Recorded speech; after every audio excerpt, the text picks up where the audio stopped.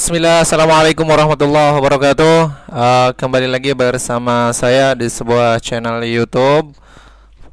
Jangan lupa subscribe, like, and share-nya teman-teman semua jika dirasa channel ini bermanfaat.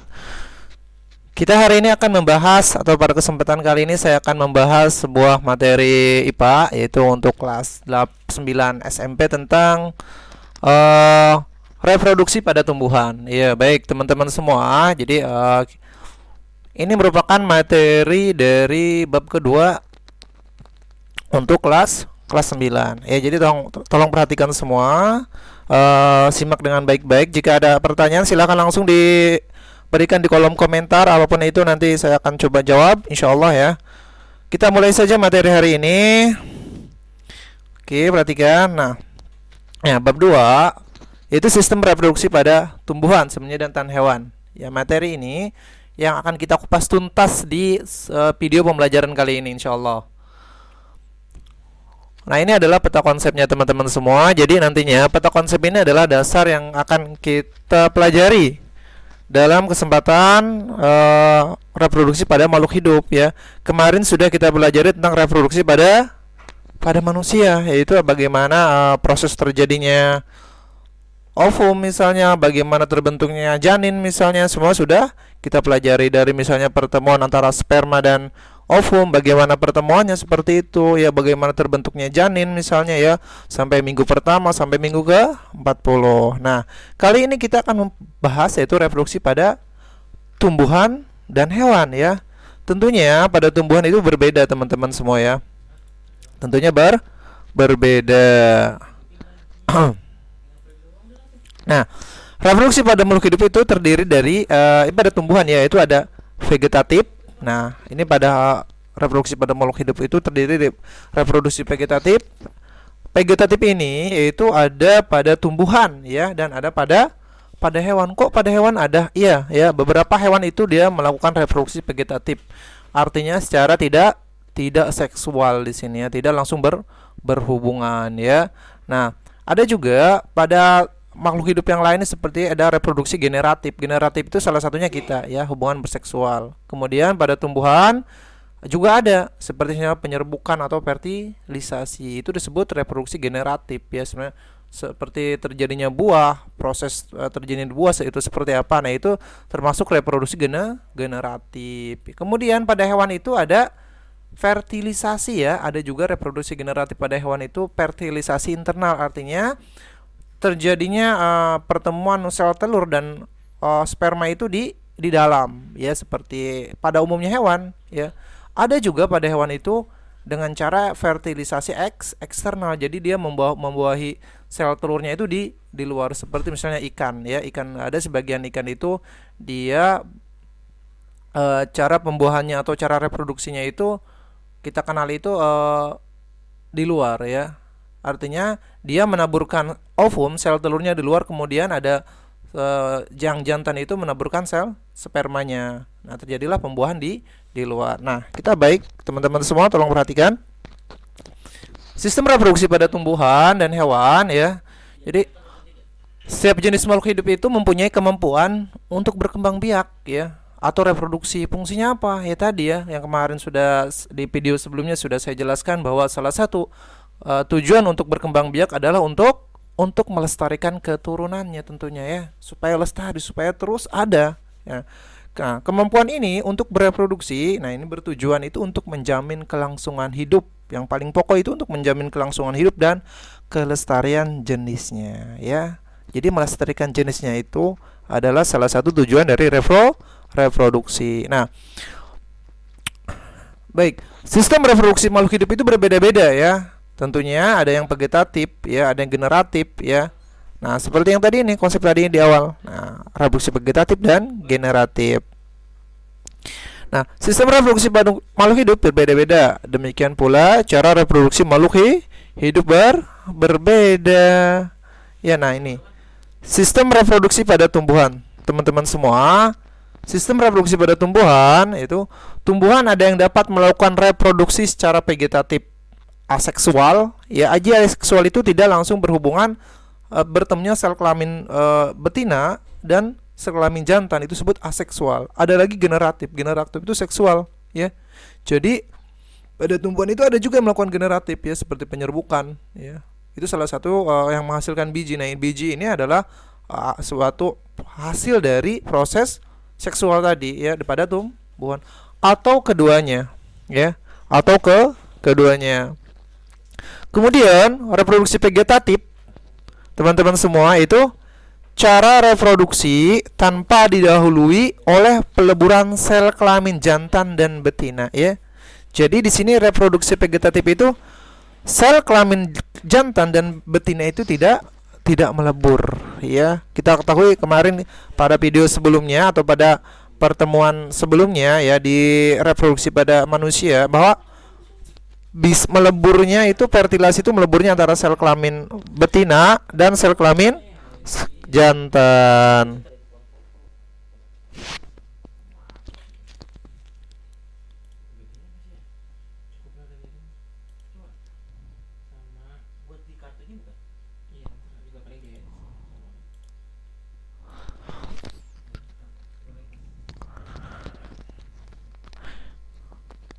Oke, sedangkan reproduksi generatif. Nah, sedangkan pada reproduksi generatif, ya, itu cara reproduksinya itu didahului oleh peleburan sel kelamin jantan dan sel kelamin betina. Jadi di generatif ini, ya, gen, ya, jadi pasti berhubungan, bertemu antara sel kelamin jantan yang berupa yang kita kenal sperma, ya, pada manusia. Nanti untuk pada tumbuhan itu ada lagi, ya, alat sel kelamin jantannya apa yang pada tumbuhan itu ada, dan sel kelamin betina, ya, atau disebut sel telur pada pada hewan maupun manusia. Nah, di sini ada beberapa reproduksi vegetatif pada tumbuhan, ya. Vegetatif itu ada yang tadi saya sebutkan, bahwa vegetatif itu tidak meleburnya antara sel kelamin jantan dan sel kelamin betina. Yang pertama itu ada rizoma, ya. Rizoma itu akar, ya. Jadi dia berkembang biaknya dengan cara akarnya itu berkembang biak. Jadi contohnya seperti ini, jahe, ya, kunyit, temulawak, kencur. Nah, ini dialah perkembangbiakan secara vegetatif melalui rizoma. Ada lagi umbi lapis, ya.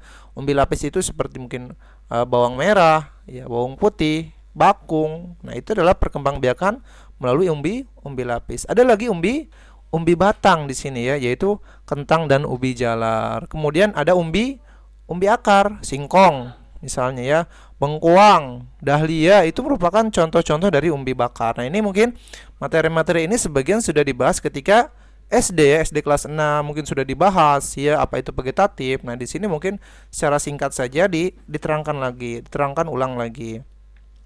Ada vegetatif tunas, misalnya itu pisang dan tebu, ya, dia melakukan perkembangbiakannya secara tunas, ya. Jadi tunas itu, ya, dia tumbuh di sampingnya. Kemudian ada tunas adventif, ya. Tunas adventif ini itu biasanya contohnya cocor bebek, ya, ada cemara, sukun, kesemek, ya, itu adalah salah satu contoh tunas adventif. Nah, teman-teman semua, nanti untuk contoh-contoh ini silahkan teman-teman semua bisa searching di media-media browsing, itu bisa, ya. Cocor bebek itu seperti apa, cemara itu seperti apa, sukun itu seperti apa, ya, kesemek itu seperti apa. Nah, untuk mengetahui lebih jelas seperti apa sih gambarnya atau seperti apa sih pohonnya, gitu kan, silahkan, ya.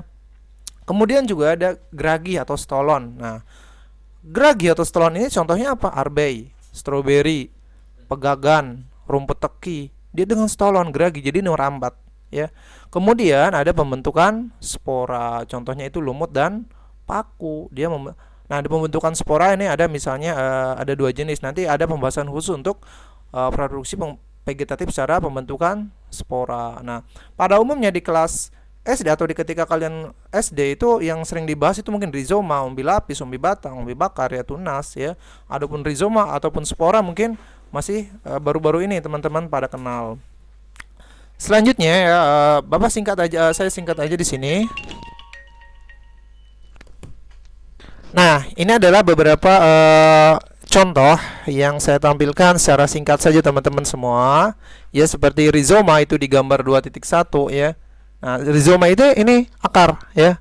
Jadi akarnya ini akan melakukan perkembangbiakan secara vegetatif tadi, ya. dia tidak bertemu kan, tidak ada sel telurnya dan tidak ada alat kelamin jantannya ataupun betinanya, nggak ada di sini. Tapi dengan rizoma yang kita sebut rizoma itu dari kata rizom, yaitu akar ya, secara ilmiahnya demikian. Kemudian juga daun bilapis ya, atau pada bawang merah. Nah, daun sisik menyediakan makanan untuk pertumbuhan tunas. Nah, di sini juga bisa ya.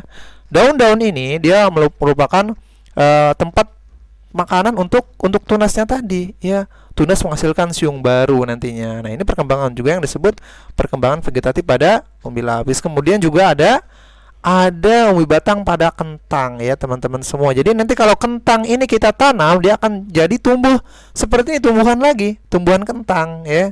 Seperti itu. Kemudian juga stolon pada stroberi. Nah, kemudian ada tunas adventif pada daun cocor bebek. Pada cocor bebek teman-teman bisa perhatikan semua di sini ya. Mudah-mudahan walaupun penjelasan saya cepat seperti ini bisa ditangkap teman-teman ya. Nah, ada stolon dan buku di sini. Kemudian ini ada lumut. Nah, ada reproduksi generatif pada tumbuhan berbiji. Nah, ini juga pada semester 1 atau misalnya kelas 7 sempat ada pelajaran seperti ini ya. Nah, misalnya reproduksi generatif atau mungkin yang disebut itu bagian-bagian atau struktur bunga ya, ketika kelas 7 ataupun kelas 6 SD ya, ada struktur bunga. Nah, reproduksi generatif seksual pada tumbuhan tingkat tinggi di sini. Tingkat tinggi itu apa? Jadi kalau disebut tumbuhan tingkat tinggi itu dia mempunyai satu ya, dia mempunyai akar, dua dia mempunyai batang, ketiga dia mempunyai bunga ya. Dia itu dikatakan tumbuhan tingkat tinggi ya, demikian. Nah, tumbuhan berbiji tertutup memiliki bunga ya. Bunga merupakan alat reproduksi generatif ya. Alat kelamin jantan terdiri atas jumlah benang sari atau stamen disebutnya. Jadi alat kelamin jantan itu disebut benang sari. Nah, benang sari ini yang banyak ya. Yang banyak yang ini nih saya tunjukkan. Nah, ini benang sari ya. Adapun alat kelamin betina putik. Jadi si betina justru satu di sini. Ya. Putik tadi, terusun atau bakal buah, ovarium di sini, ya. Tangkai putik, di sini ada tangkai putiknya, ya. Kemudian adalah kepala putik yang ini. Nah, ini disebut sebagai alat kelamin betina. Adapun ini benang sari, tangkai sari itu merupakan alat kelamin jantan. Ini adalah bagian-bagian bunga, ya. Teman-teman semua, saya harapkan untuk bisa hafal atau mungkin tahu bagian-bagian bunga itu apa, seperti kelopak, mahkota ya, dasar bunga, bakal biji, tangkai bunga ya. Dan yang terpenting adalah benang sari dan putik. Nah, kemudian pembentukan sel kelamin jantan dan betina. Pembentukan sel kelamin jantan dan betina, jadi di dalam ruang sari, jadi di dalam benang sari yang tadi ini ya, di dalam benang sari ini ya, perhatikan, nih, dalam benang sari ini nanti, nah, benang sari terdapat sel induk mikrospora diploid. Diploid itu adalah dia itu ada dua, gitu ya. Nah, sel induk mikrospora membelah secara meiosis ya. Meiosis itu adalah pembelahan yang serupa bersama induknya, jadi akan sama dengan induknya dan menghasilkan 4 sel mikrospora haploid. Haploid itu sendiri ya teman-teman semua. Di sini kepala sari, ruang sari, dia akan membentuk meiosis di sini. Akan membelah menjadi 4 sel mikrospora, atau di sini kemudian ada proses pembelahan sel secara mitosis ya. Kemudian ada inti spora di sini ya, ada inti vegetatif dan inti generatif. Atau di sini disebut sel mikrospora. Nah, bakal buah merupakan tempat terdapatnya bakal biji yang tadi ada di apa? Di putik tadi ya. Di putik itu merupakan alat sel kelamin betina, teman-teman semua ya, jangan sampai salah, putik dan benang sari itu. Nah, bakal buah itu terletak di dasar bunga atau reseptakel ya, dan bentuknya menggelembung. Di dalam bakal biji itu terdapat sel telur yang merupakan gamet betina. Jadi kalau di dalam bakal biji terdapat sel induk megaspora atau betina di diploid. Sel induk megaspora bermeiosis menghasilkan 4 sel haploid di sini. Nah, penyerbukan pada tumbuhan berbiji ya. Jadi berdasarkan asal serbuk sari, penyerbukan itu dapat dibagi menjadi 3. Ada penyerbukan sendiri, ada penyerbukan tetangga, kemudian juga ada penyerbukan silang atau alogami. Ya, autogami itu sendiri otomatis ya. Ya, ada juga tetangga ya, ada juga silang. Nah, pembuahan pada tumbuhan berbiji teman-teman semua ya. Kalau pembuahan pada tumbuhan berbiji itu gimana sih prosesnya? Di sini ada sebuah ilustrasi sederhana ya. Jadi pembuahan merupakan proses peleburan antara inti sel, kelamin jantan dan betina. Kemudian pada tumbuhan berbiji tertutup terjadi dua kali pembuahan sehingga disebut pembuahan ganda. Nah, teman-teman semua, ini ilustrasi sederhananya seperti ini ya. Jadi di sini ada bunga, dia terjadi proses yang disebut namanya penyerbukan ya. Nah, kemudian dari proses penyerbukan itu nanti ada pembuahan ya. Nah, bakal buah ini akan menjadi hasil dari proses perkembangbiakan generatif tadi, yaitu bertemunya antara sel kelamin betina atau serbuk sari ya. Jantan itu serbuk sari dan putik yaitu betina ya. Ini proses pembuahan ganda pada tumbuhan berbunga. Nah, kemudian ada perkembangan biji teman-teman semua di sini. Nah, setelah menjadi biji itu kan akan menjadi sebuah tunas ya. Nah, setelah terjadi pembuahan, itu bakal biji akan berkembang menjadi biji dan bakal buah berkembang menjadi buah ya. Seperti itu. Nah, bakal biji ini yang akan jadi tumbuhan atau tunas baru yang nantinya disebut perkembangbiakan generatif tadi ya. Nah, jadi di struktur biji ini yaitu embrio, adanya embrio. Embrio itu mana ini ya? Embrio. Nah, dikelilingi oleh kotiledon. Nah, ini kotiledon. Kotiledon ini yang disebut ketikanya kotiledon ini berkembang, dia akan menghisap makanannya dari kotiledon ini ya. Nah, kemudian dan endosperma yang merupakan persediaan makanan. Embrio dan persediaan makanannya terbungkus oleh selaput biji. Jadi embrio ini persediaan makanan diselaputi oleh biji. Nah, ini adalah beda ya antara struktur biji dikotil dan monokotil. Ya. Baik, perkembangbiakan ini teman-teman harus tahu ya, ini bukannya masalah ini ya. Pada kemarin kita sudah bahas perkembangbiakan pada manusia, misalnya sekarang pada tumbuhan dan pada hewan. Nah, di sini. Jadi ada juga perkecambahan biji. Nah, setelah biji tadi ya, setelah bertemunya antara sel proses penyerbukan tadi, nah menghasilkan buah. Buah itu ada bakal bijinya. Nah, bakal biji ini akan menjadi tunas baru tersebut ya. Contoh nih, kita ambil mangga. Ada buahnya? Ada kan? Dalam buah mangga itu ada biji. Nah, buah mangga atau pohon mangga itu bisa perkembangbiakannya melalui generatif tentunya ya. Dan bakal biji ini akan menjadi tunas baru ketika kita tanam ya. Adapun mencangkok ya, itu beda lagi ya. Itu beda lagi, ada disebut perkembangbiakan secara nanti ada pembahasan tersendiri untuk seperti mencangkok, stek, itu akan beda lagi ya. Itu disebut perkembangbiakan buatan sebenarnya. Nah, imbibisi ya merupakan penyerapan air oleh biji sehingga biji mengembang ya. Jadi sini kita akan berbicara teman-teman biji ya. Memecahkan kulit biji dan memicu perubahan metabolis. Metabolis boleh ya. Pada embrio yang menyebabkan biji tersebut tumbuh ya. Coba aja misalnya biji, jangan jauh-jauh deh. Ketika kita menanam cabai itu kan dia salah satu perkembangbiakannya melalui biji ya, ketika tanam biji. Nah, si biji cabai ini dia mengandung ada kotiledonnya, misalnya ada embrionya, sehingga ketika dirangsang oleh cahaya, kemudian ada air misalnya di situ, maka akan terbentuk tunas. Lama-kelamaan dia akan tumbuh akar ya, ke bawah itu tumbuh akar dan ke atas itu akan tumbuh batang. Seperti itu ya. Nah, seperti ini ya. Jadi ini sama teman-teman ya. Ini akarnya sama. Jadi proses pertumbuhan ke atas dan ke bawah itu pada intinya sama ya. Kalau akar di sini akan dia sama ke atas prosesnya, sedangkan yang satu ke atas itu membentuk daun utama ya. Baik. Kemudian ada metagenesis di sini teman-teman ya. Nah, ini sebentar. Metagenesis. Nah, adapun metagenesis yaitu siklus hidup tumbuhan memperlihatkan suatu pergiliran keturunan. Metagenesis itu pada spora ya. Pergiliran keturunan itu fase gametofit dan sporofit di sini ya. Salah tulis di sini. Itu gametofit dan sporofit.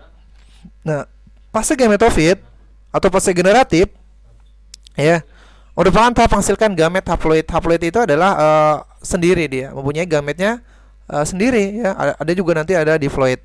Fase sporofit atau fase vegetatif merupakan tahap menghasilkan spora. Gametofit ini itu menghasilkan gamet yang haploid ya. Teman-teman bisa pengertian haploid itu juga bisa dilihat di indeks buku IPA-nya ya, yang akan menyatu membentuk zigot ya. Nah, seperti ini. Ya, prosesnya seperti ini. Itu metagenesis itu hanya ada pada tumbuhan lumut ya. Dia tidak proses perkembangbiakannya secara metagenesis atau sporophyta ya. Nah, beberapa faktor-faktor yang mempengaruhi pertumbuhan dan perkembangan tumbuhan. Di antaranya ada faktor internal. Faktor internal tentunya ada gen ya, hormon, itu faktor internal. Adapun faktor eksternal itu seperti air dan mineral, suhu, kelembapan cahaya ya, atau kelembapan cahaya itu akan mempengaruhi terhadap pertumbuhan, proses pertumbuhan dan perkembangan suatu tumbuhan. Nah, teman-teman perhatikan lagi ya. Di sini juga ada reproduksi pada hewan. Reproduksi pada hewan, jadi pada hewan juga ada vegetatif pada hewan ya. Adapun generatif pada hewan kita sudah ketahui ya, sudah kita bahas pada pertemuan sebelumnya yang tidak beda jauh dengan perkembangbiakan pada manusia, yaitu bertemunya antara sperma dan apa? Sperma dan sel telur ya. Sel telur itu dihasilkan dari ovarium, sedangkan sperma dihasilkan oleh testis ya. Nah, kemudian reproduksi pada hewan ini ya akan kita bahas itu vegetatif pada hewan. Nah, vegetatif ini maksudnya apa? Itu tadi, yaitu tidak bertemunya atau tidak meleburnya antara sel kelamin betina dan sel kelamin jantan. Ada fragmentasi. Nah, fragmentasi itu adalah jadi potongan-potongan, fragmen ya. Ada pembentukan tunas, ada partenogenesis. Nah, kemudian reproduksi generatif pada hewan ya. Jadi singkat saja ya, yang intinya pada hewan itu tidak beda jauh dengan pada manusia pada umumnya ya, yang sudah saya bahas di video sebelumnya. Alat reproduksi seksual hewan terdiri atas alat kelamin jantan dan betina ya. Alat kelamin jantan disebut testis, sedangkan yang menghasilkan sel kelamin jantan itu sperma ya.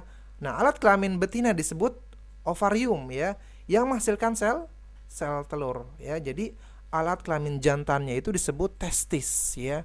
Nah, testis ini yang menghasilkan sperma tadi ya. Kemudian alat kelamin betina disebut ovarium yang menghasilkan sel telur atau ovum.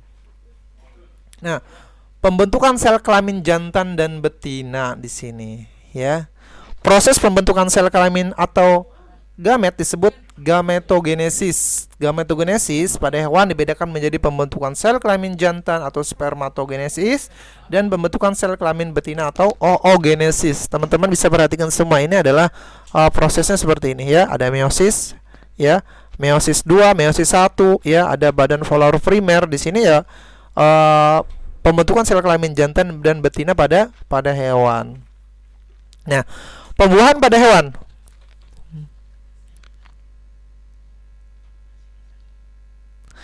Baik, pembuahan pada hewan merupakan proses peleburan antara entisperma dan sel telur. Pembuahan pada hewan-hewan ini terjadi di luar tubuh induk betina sehingga disebut pembuahan eksternal. Induk betina melepaskan sel-sel telur yang sangat banyak ke dalam air. Induk jantan mengeluarkan sel-sel spermanya ke lokasi sel telur berada sehingga terjadi pembuahan ya. Nah, sebaliknya pada hewan yang bukan organisme akuatik ya, jadi hampir semua organisme akuatik itu ya pembelahannya eksternal ya. Nah, terjadi pembuahan sebaliknya pada hewan yang bukan organisme akuatik tadi terjadi pembuahan internal, jadi di dalam ya. Jadi hampir semua organisme seperti katak, ikan, dia akan melakukan reproduksinya secara eksternal, artinya pembuahannya secara eksternal ya, yaitu dengan cara induk betina melepaskan sel telur, kemudian induk jantan mengeluarkan sel spermanya ke lokasi sel-sel telur tadi, sehingga terjadinya pembuahan eksternal ya. Pertumbuhan dan perkembangan hewan. Pertumbuhan dan perkembangan hewan. Pertumbuhan adalah pertambahan ukuran dan jumlah sel. Nah, ini sudah dibahas juga saat kelas 7 SMP ya. Bedanya pertumbuhan dan perkembangan itu apa? Nah, di sini dijelaskan lagi bahwa pertumbuhan itu adalah pertambahan ukuran dan jumlah sel yang mengakibatkan bertambah besarnya ukuran tubuh makhluk hidup. Itu pertumbuhan. Pertumbuhan itu bersifat irreversible. Artinya apa? Dia tidak bisa balik lagi ke bentuk semula. Kalau udah tumbuh besar, tua, nggak bisa dia balik lagi ke muda ya.